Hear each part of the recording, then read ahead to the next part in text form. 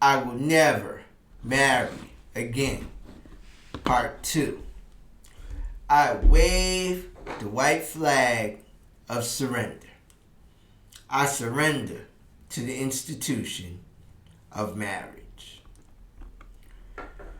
Folks, there is a kind of freedom that you don't fully understand until you've lived long enough to heal, rest, and breathe again, especially after divorce. And once you have experienced it, it definitely changes how you see marriage forever. Reason number 6, we're going to get right into it. This is part 2. I am no longer willing to forfeit my time, space, and schedule. At this stage of my life, I deeply value that my time belongs solely to me. When I wake up when I want to wake up. I go to bed when I want to go to bed. My days unfold without needing to coordinate, negotiate, or explain myself to anyone. This past year of 2025, it's been an interesting year because I no longer had to financially account for another adult or a child. I was able to take an entire year away from work. I left my job. I bet on myself last year to focus solely on my health.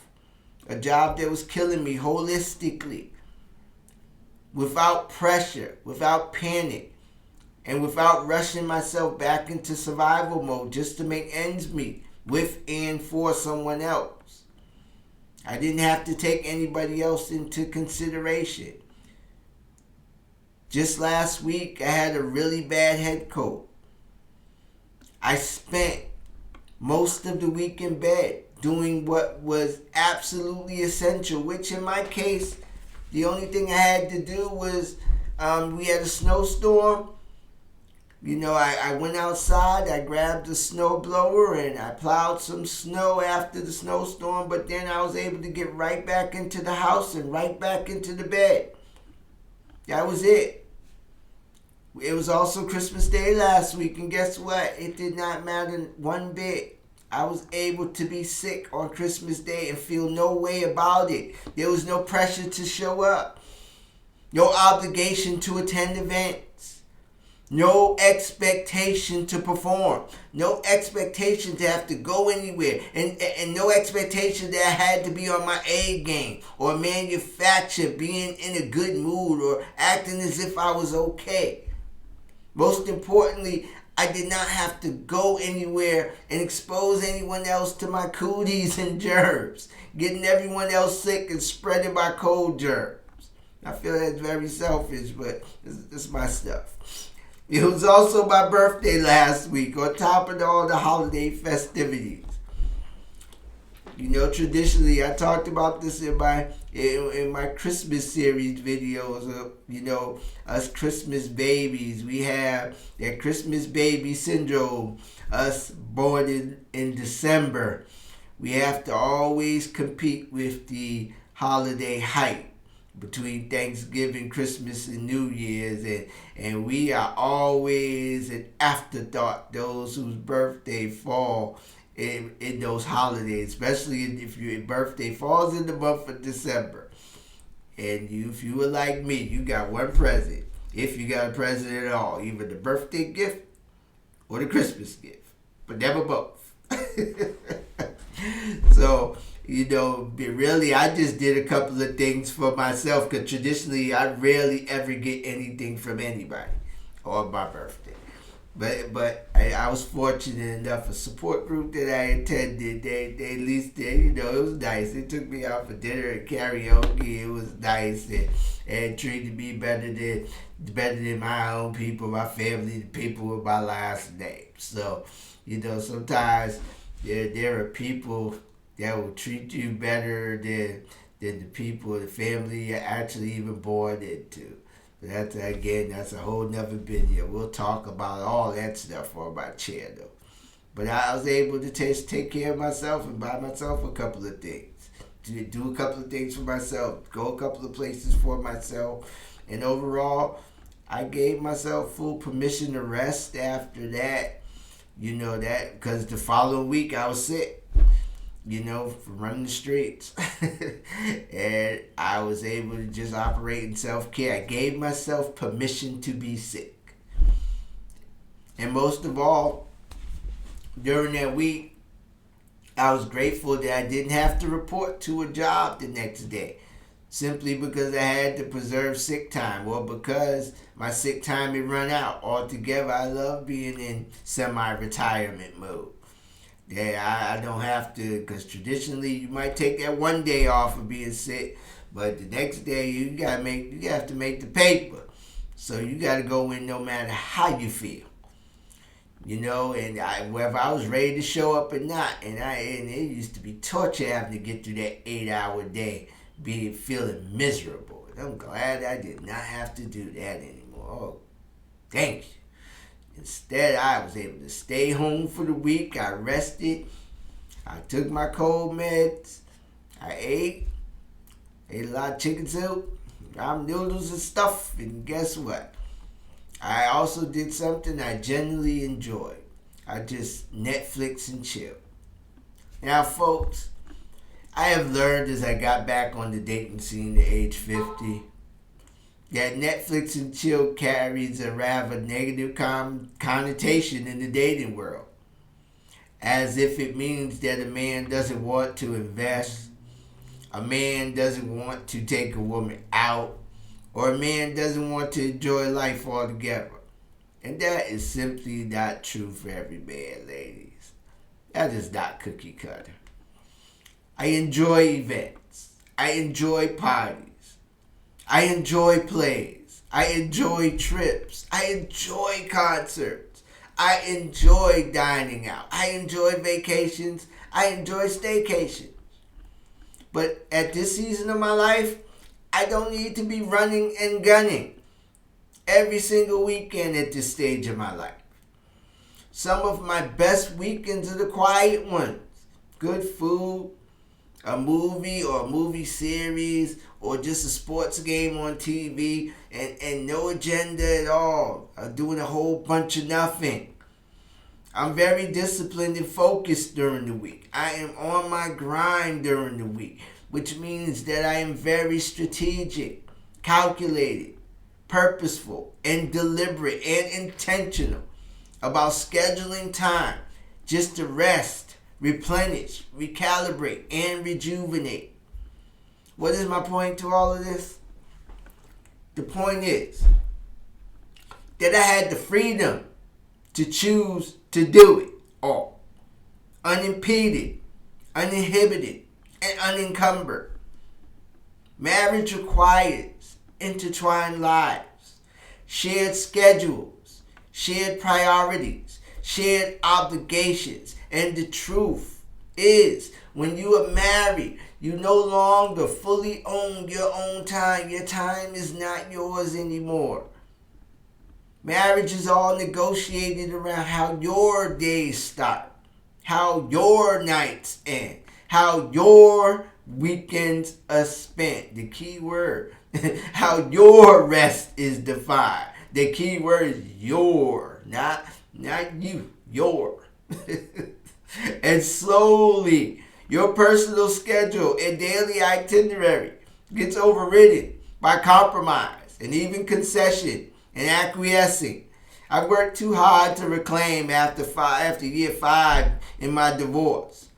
When I wake up and when I choose to go to sleep. How and when I engage with others. How and where I work. My right to do absolutely nothing. Yes, folks. I literally schedule do nothing time. I schedule slacker mode. This is what I call the who, what, where, when, and how. What does that mean? That means to who, what, where, when, why, and how I allocate my time, money, space, and energy. To give all that up again, I see why people after divorce or after a long-term relationship and they find, they've done all the work to individuate and deal with their singleness, get very comfortable and very, very used to their singleness. And to give all that up again, I'm not willing. That isn't being selfish, self-centered, or self-absorbed. That is self-preservation. Do time ownership now. My time is my time now. And I'm loving it at this season of my life. I value me dictating time and pace in my world. I value determining what is flexible or non-flexible. I value determining what is priority and what is non-priority. I value what is negotiable and what is non-negotiable. I no longer want to feel like explaining why I need time alone. I no longer want to justify why I don't want to be on all the time. I don't want to be on my A game all the time. I no longer want to have to explain why I don't feel like showing up for something.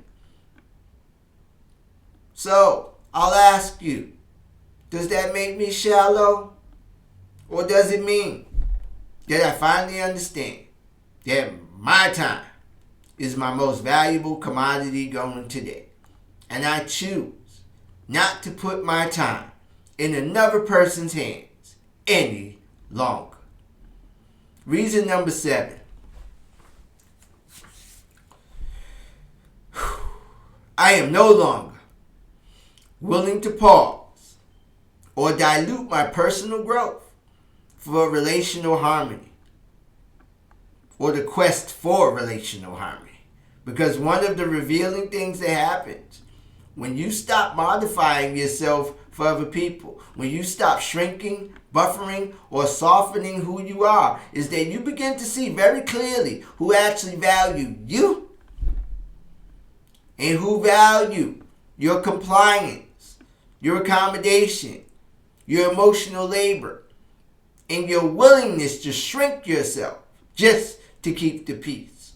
When you begin living in your truth, when you start showing up as your authentic self, and when you begin to craft a life to your specifications unapologetically, there are people that will not be celebrating you. Trust me. And there will be others.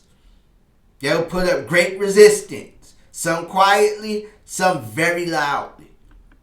Carl Gustav Jung, my dude, one of the founding fathers of modern psychology, spoke about something called the persona, the mask we wear to survive in our social environments. The persona is the version of ourselves we present to gain belonging, approval, acceptance, validation. It is that agreeable one, the polite one, the one who doesn't rock the boat, the one who stays quiet to avoid conflict, the one who performs instead of expressing themselves when there's an issue, grievance, or concern, the one who won't speak their truth, the one who hides their true self just to stay light. Jung warns us of something that's very important. The more you over-identify with the persona, in other words, the mask, the further you drift away from your authentic self. And over time, the mask you wear can become a self-made psychological prison. Because the persona is not who you are. It is who you believe that you must be to remain accepted in a particular arena. And yes, marriage is one of those arenas. True individuation requires deep introspection, extended periods of solitude, emotional honesty and accountability, ongoing growth and evolution. and the process is rarely convenient for long-term relationships. Marriage often prioritizes collective stability over individual expansion, collective comfort over personal transformation, routine and familiarity over evolution. And what I've learned through my own lived experience is that when one person continues to grow while the other one becomes comfortable staying the same, friction is inevitable. Relational turbulence is inevitable. Conflict is inevitable. And folks, I am no longer willing to slow down or halt altogether in some cases my personal growth to avoid making someone else comfortable or uncomfortable. I'm not willing to dilute my goals, dreams, or aspirations in order to preserve the illusion of emotional solidarity. I am no longer willing to wear masks in romantic relationships or pause my evolution just for the sake of relational harmony. Because growth does not move in lockstep with each other with two people. It rarely ever has. Two people rarely grow together, folks. In many cases, people, they grow apart. And at this stage of my life, my inner work is ongoing. And I refuse, because we're all a work in progress, including me. I refuse to dilute it to make a relationship work that was never designed to support the deep individuation work. I have achieved becoming fully, unapologetically myself, not the version of me that was shaped by my family conditioning, cultural expectations, societal pressures, peer pressure, fear of rejection, trauma, survival modes, or institutional norms, which includes the institution of marriage. Trust me, I've been there. But my true self, who I am today, I get to live a life where my voice matters. My choices matter. My desires matter. My goals, dreams, and aspirations matter. My boundaries matter.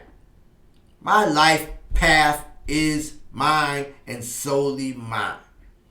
Not a life negotiated away just to keep other people comfortable.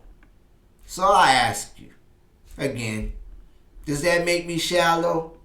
Or does it mean that I am committed to becoming who I was always meant to be?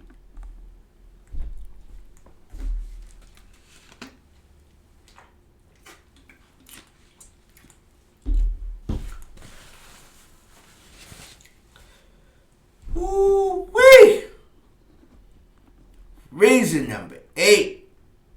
I am no longer willing to risk losing the version of myself I worked too hard.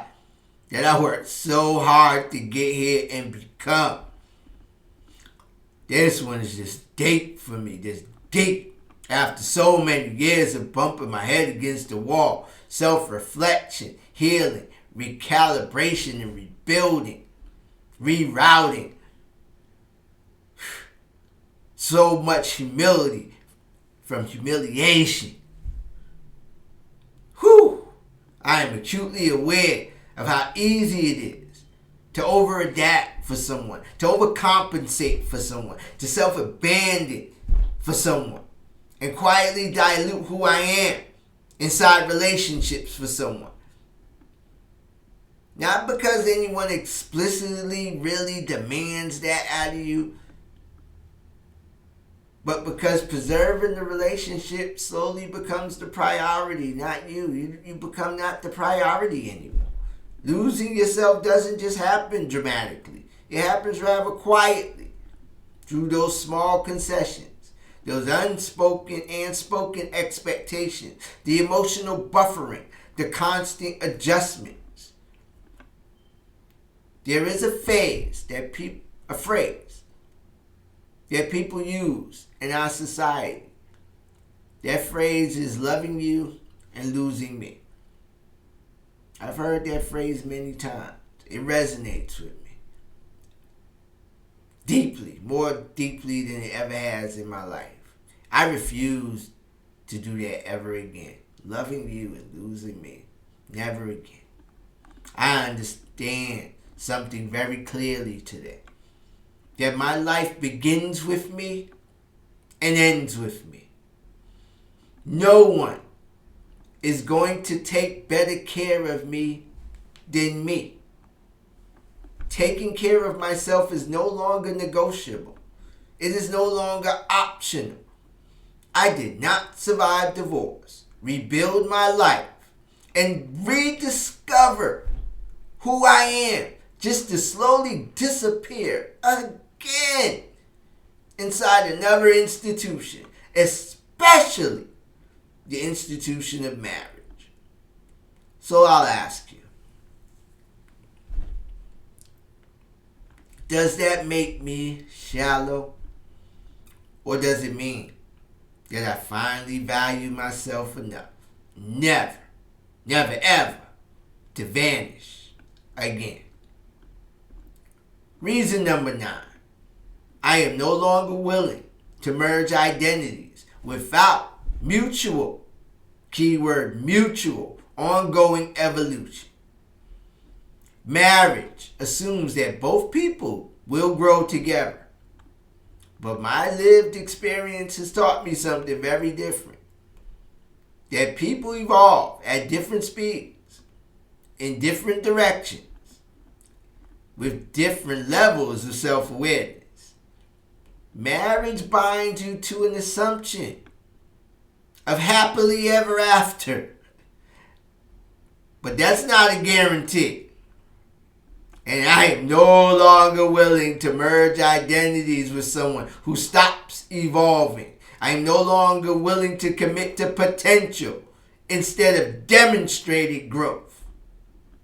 I refuse to tether my future to someone else's readiness, or worse, their lack of readiness. Mutual evolution cannot be assumed. It must be observed. You can't say you love me anymore. How are you demonstrating that you love me? Every damn day. Love is an action word. How are you loving yourself and how are you loving me? Every day.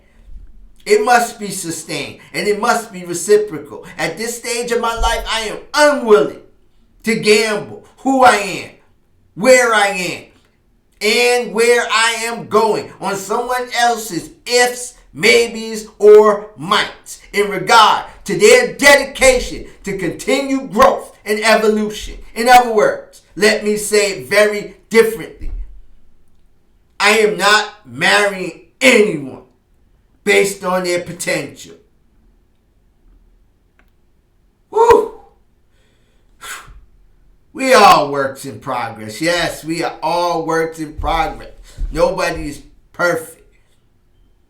But progress requires intention. You have to be intentional about wanting to grow and evolve. Are they willing to grow? Are they willing to put in the daily work?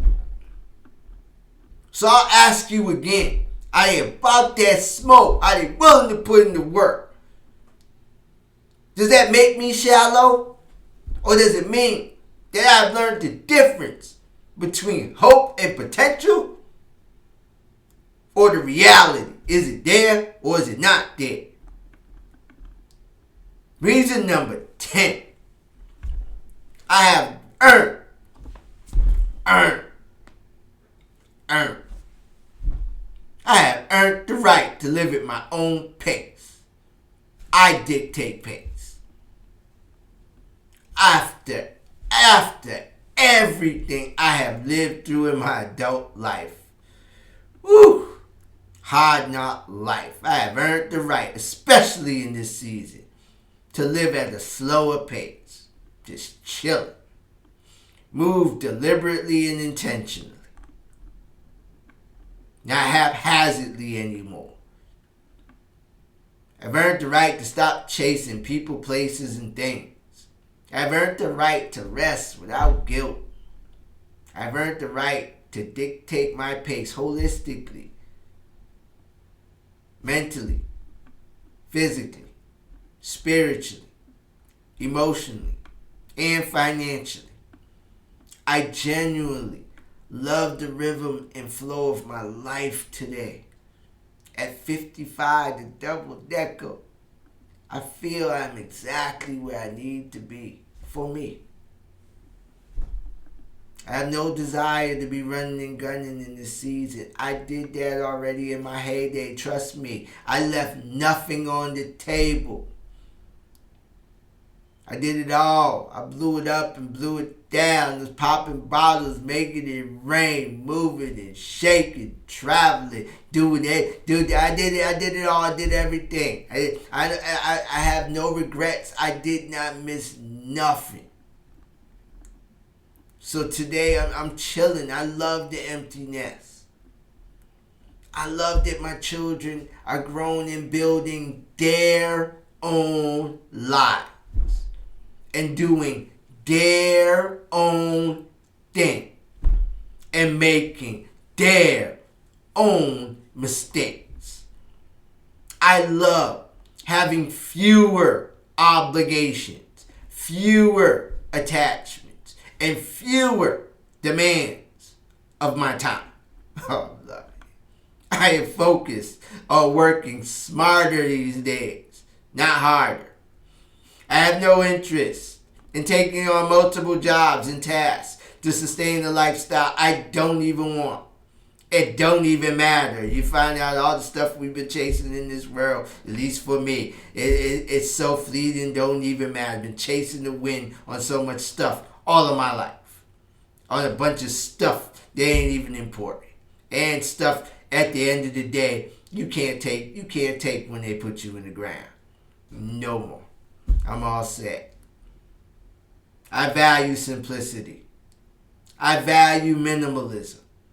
I value choice. Marriage requires pace alignment. What does pace alignment mean? Which means I can't go at my own pace no more. I gotta march to the beat of somebody else's drum now. In a nutshell. And the truth is this, folks. When you marry, you don't just merge lives. You now merge tempo. Because someone else's belief and value system in every area now becomes yours, directly and indirectly. Someone else's urgency becomes your pressure. Someone else's expectations become your obligation. Someone else's pace becomes now your baseline. Overall, someone else's baggage, directly and indirectly, becomes your baggage too. And if you have gotten to the third quarter of life, like me, we have all accumulated some baggage along our life journey. Some more so than others. And after everything that I have lived through, the most liberating thing in my life is this. I dictate my pace. I wake when I choose. I move when I choose. I work when I choose. I play when I choose. I rest when I choose. And that freedom has brought me more peace than any relationship ever did. So I'll ask you one last time. Does that make me shallow?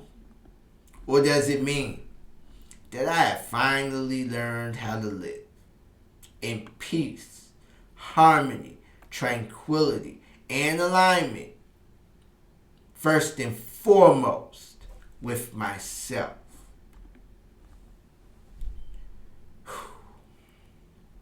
So, when I say I will never marry again, this is not coming from bitterness. This is not coming from anger. And it is certainly not coming from fear. It is coming from my lived experience. After divorce, after healing, after rebuilding, after doing the inner work, I have discovered something that changed everything for me. Freedom ain't free, folks. And I paid a heavy cost for my freedom. There is a kind of clarity that only comes when you finally stop negotiating yourself, your time, your pace, your growth, your identity, and most of all, your peace, just to maintain an institution that often demands more than it gives at this stage of life. I have learned that marriage, for me, will require surrendering ownership of my time, slowing or diluting my personal evolution, risking the loss. In other words, loss. I'm not taking any more L's. Losing the man that I worked so hard to find and rebuild. Merging identities without guarantees of mutual growth and evolution. And most of all, most importantly, living at someone else's pace instead of honoring my own pace. That doesn't make marriage wrong. It simply makes marriage wrong for me. At this season of my life, I value autonomy over obligation, growth over comfort, peace over performance, alignment over appearances. I am not anti-love. Said this in part 1, I repeat it. I am not anti-love. I am not anti-companionship. I am not anti-connection. I love love. I am pro-conscious living. I am pro-self-respect. I am pro-peace.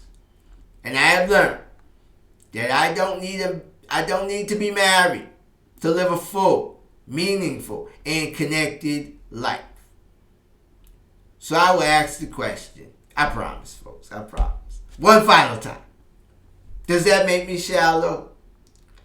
Or does it simply mean that I finally understand what it costs to lose myself, and I am no longer willing to pay that price ever again? I wave the white flag. I surrender to the institution of marriage. Protect your time.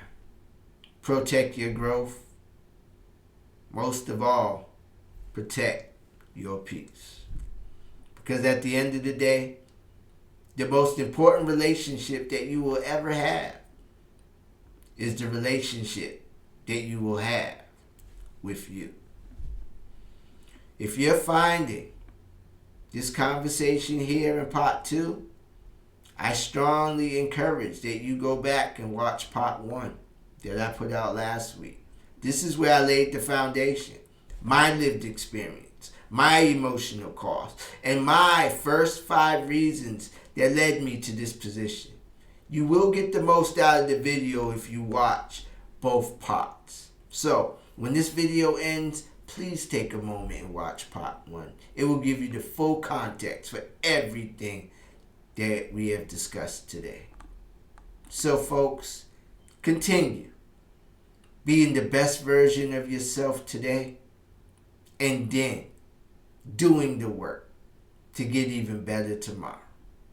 Feel, deal, heal, protect your peace. This is GBIC Relationship University, the Relationship Problems channel, where we find relationship solutions and get better together. Be blessed, everyone.